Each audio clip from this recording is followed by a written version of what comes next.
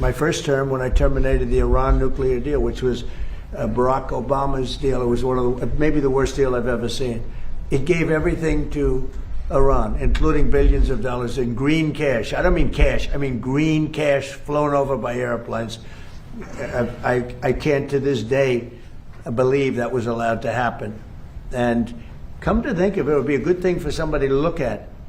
Does the president have the power to hand hundreds of millions of dollars of cash to terrorists? But it began with that, and I terminated that deal. If I didn't terminate that deal, we might not be here right now.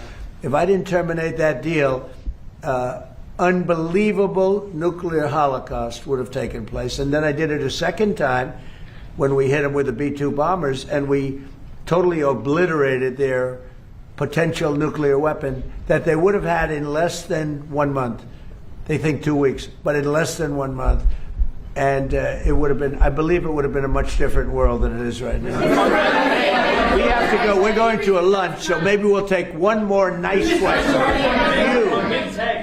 Can I ask you how you're doing with your legal case against the BBC and their fake news documentary? Well, the BBC was incredible.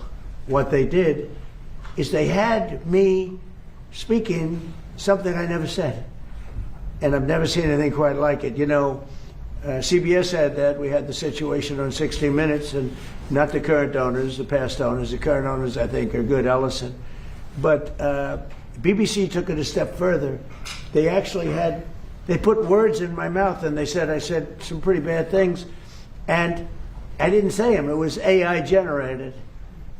And I said, I never said that. In fact, some of my people said, wow, that was pretty bad stuff you said. I said, what did I say?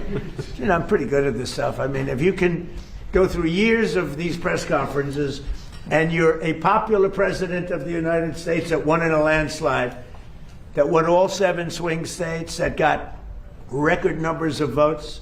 I mean, so I guess I'm okay at this stuff. I said, I never said that. And then we found out it was AI generated. And they admit they made a mistake. BBC. But I watched them this morning for some crazy reason, and it was so inaccurate. Their reporting of the war was unbelievable. We have decimated that country. And if you watch BBC, it's almost like they're fighting us to a draw. They're not fighting us to a draw. It was very inaccurate news.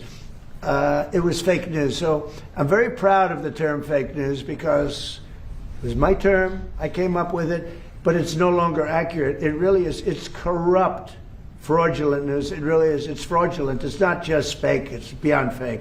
It's really criminal what they do. But I watched BBC this morning, and I don't know much about BBC other than what took place, because people were calling me saying, that was a terrible thing you said. I said, what did I say? And I said, I never said that. And when we checked it, do you agree? They agree. It was somehow generated, I guess, by AI or something, with me saying unbelievable. So we brought a lawsuit against them. They admit they're guilty, but we'll see how it comes out. Thank you. I like that question. I like that question. Thank you very much. We'll see you later. Thank you.